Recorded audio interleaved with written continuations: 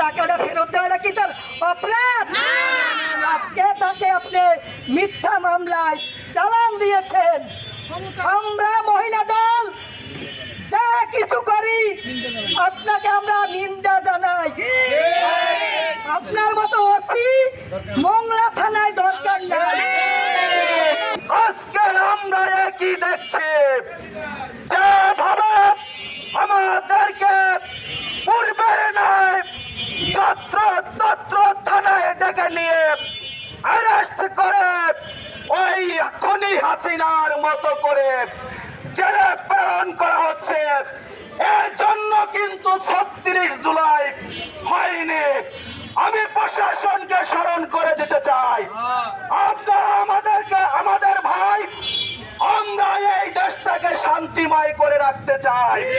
তারেক জিয়ার নির্দেশে তারেক রহমান আপনাদেরকে ভালোবাসে, আমরাও ভালোবাসি। তার মানে এই নয় তদন্ত ছাড়া কাউকে থানায় ডেকে নিয়ে অ্যারেস্ট করে শ্রীনগরে পাঠাবেন। আজকে সেই দুঃসময়ের কর্মীদের মিথ্যা মামলা সাজিয়ে জেল হাজতে প্রেরণ করা হয়েছে। আপনারা জানেন আমাদের মহিলা দল নেত্রী জাহানারা আক্তার জানুয়াকে মিথ্যা মামলা দিয়ে এই বাংলা থানাবাসী বাগেরহাট কারাগারে প্রেরণ করেছে। আমরা দীর্ঘদিন এবং প্রতিবাদ জানাই, অবিলম্বে এই মিথ্যা মামলা প্রত্যাহারের দাবি জানাই। যে মহিলাকে চালান দিয়েছে সে একজন আমাদের দলীয় ত্যাগী নেত্রী।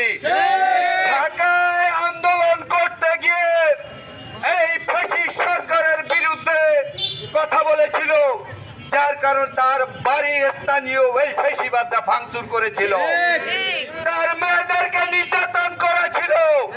সে 1 থেকে 2 মাস বাড়ি যেতে পারেনি। সেই মহিলাকে আজকে কি অপরাধে চালান দিল আমাদের বোধগম্য নয়। আমরা যেটুক জেনেছি সে মামলায় তাকে আসলে চালান দেওয়ার মতো কথা নয়, কারণ তার ভাইপো একটি চুরি করেছিল। যখন থানায় অভিযোগ হয়েছে সে ভাইপোকে এনে থানায় অ্যারেস্ট করিয়েছে এবং টাকা উদ্ধার করে দিয়েছে। দেওয়ার পরে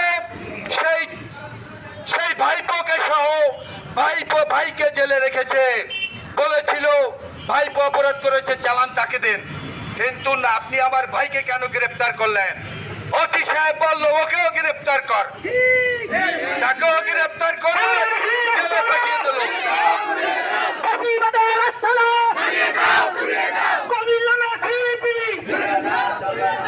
অন্যায়ভাবে তাকে গ্রেফতার করলে বা অন্যায়ভাবে আমাদের কর্মীর উপর কোনো হামলা হলে আমরা কাউকে ছাড় দেব না। আপনার এই মিথ্যা মামলা প্রত্যাহার করে আপনার রায়ের মাধ্যমে আমাদের নেত্রী যেন মুক্তি পায় আগামীকালকের ভিতরে সেই ব্যবস্থা করবেন।